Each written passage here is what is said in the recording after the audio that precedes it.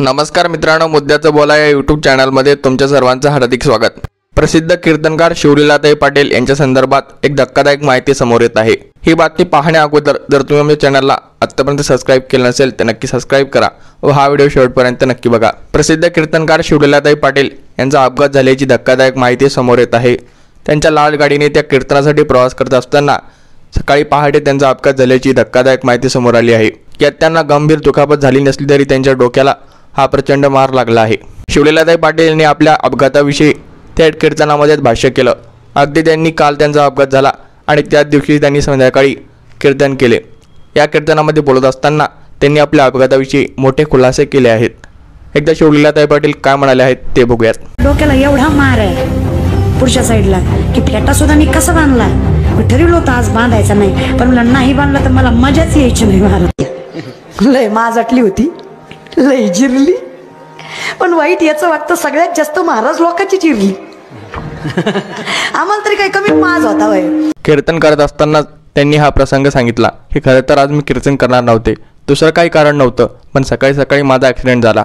गाडी बघून कोणीही म्हणेल की यातला कोणी वाचलं नसेल, पण भगवंताची कृपा, मी, माझी बहीण आणि आमचा ड्रायव्हर आम्ही सगळे वाचलो। मला आमचा पैसा, प्रतिष्ठा, श्रीमंती दिसते, पण कधीतरी आमच्यासोबत येत चला।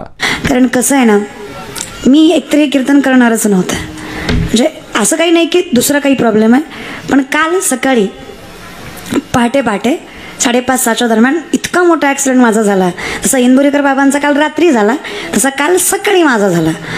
आणि माझी गाडी जर बघितली गेली तुमच्याकडनं तर त्या गाडीचा असा चेंडू झाला आहे चौबाजूने।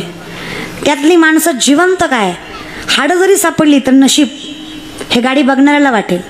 पण बघा ना, पांडुरंगाचा आशीर्वाद आहेत, एकाही माणसाला खर्चटलंही नाही एवढी ताकद त्या भगवंताच्या नामात। एका कुटुंबातली 3 माणसं त्या गाडीत आहेत, मी, माझी बहीण, माझे वडील आणि ड्रायव्हर। आम्ही चौघही त्या गाडीत आहेत। ड्रायव्हरला सुद्धा लागलं नाही। शेवटी कसं आहे, ज्या माणसांना कीर्तनकारांचा पैसा, प्रसिद्धी दिसतं नाही कलाकार लोकांचे, त्यांनी फक्त कधीतरी सोबत येऊन बघत चला, जावे त्याच्या वंश। म्हणून कधीही बोलताना विचार इमानदारीनं सांगा, कार्यकर्त्या हो, महाराजाला येऊस तर फोन करता का जाऊस तर करता? देव बघतोय बरोबर ना। पुढच्या वर्षापर्यंत महाराज नाहीच राहिला तर? पण शेवटी ताकद भगवंताची आहे। पण आज प्रत्येक महाराज लोकांचा ॲक्सिडेंट झाला असं की नाही की कोणाचा झाला नाही, कारण शेवटी आयुष्य रस्त्यात आहे त्यांचं। पण जेवढे काही महाराज लोक आहेत परमरणाच्या दारापर्यंत गेले पण माघारी आले, कारण त्यांची साधना आहे। माझी पहिलीच वेळ होती त्यामुळे मी जरा जास्तच घाबरले। मी कीर्तन करते त्याला मी 17 वर्ष झाली, पण 17 वर्षात माझ्यावर कधीच ही वेळ आली नाही।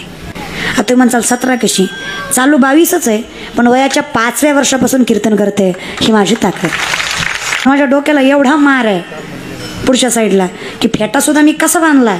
मी ठरवलं होतं आज बांधायचा नाही, पण मला नाही बांधला तर मला मजाच यायची नाही। मला तो जी जागा आहे डोक्यात, कारण संपूर्णपणे तिथं पुढं गेल्यामुळे लागलं गेलं।